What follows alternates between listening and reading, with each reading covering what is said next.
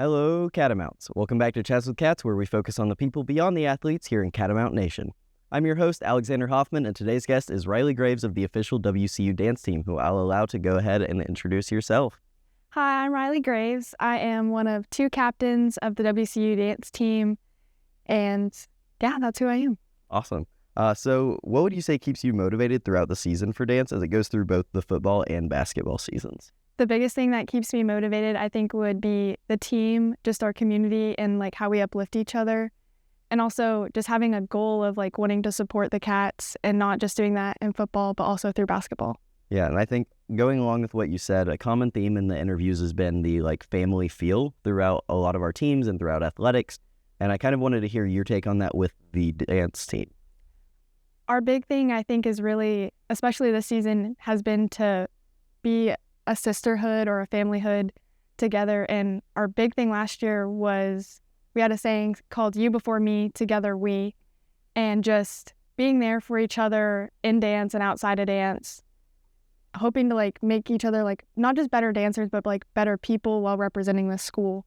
Yeah, and before the interview, you were mentioning how there is no senior class. So I kind of wanted to hear how you think that affects the overall like family feel because there aren't the senior students.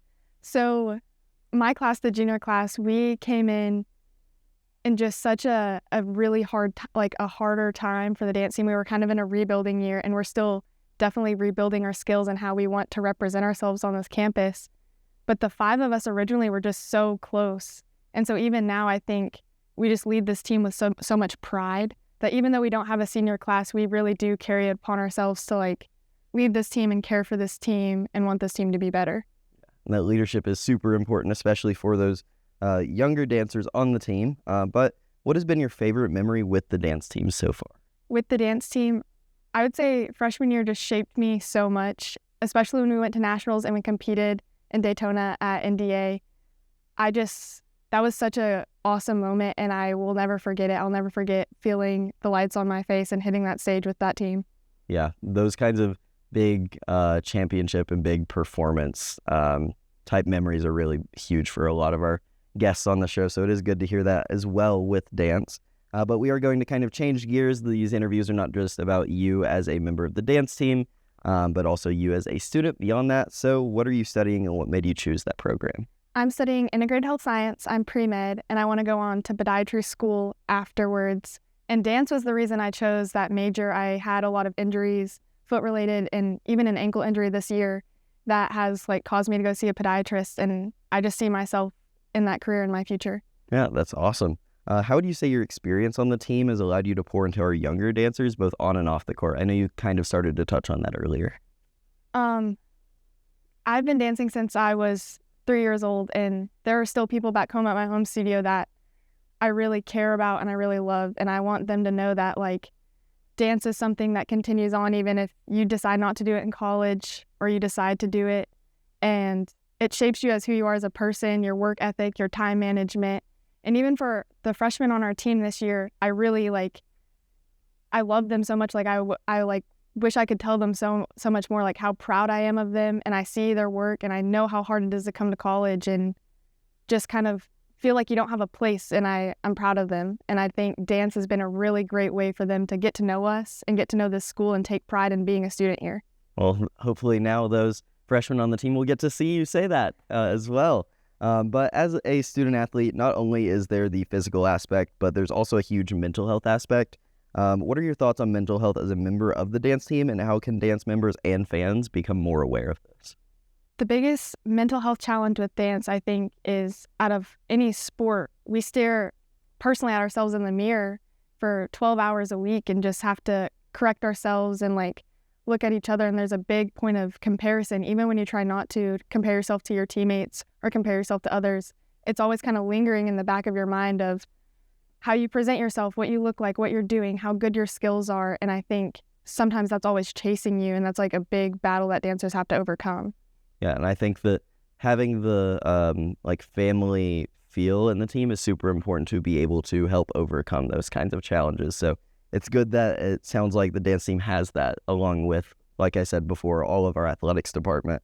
But last question of this section, how has being a student athlete or dance member shaped your college career?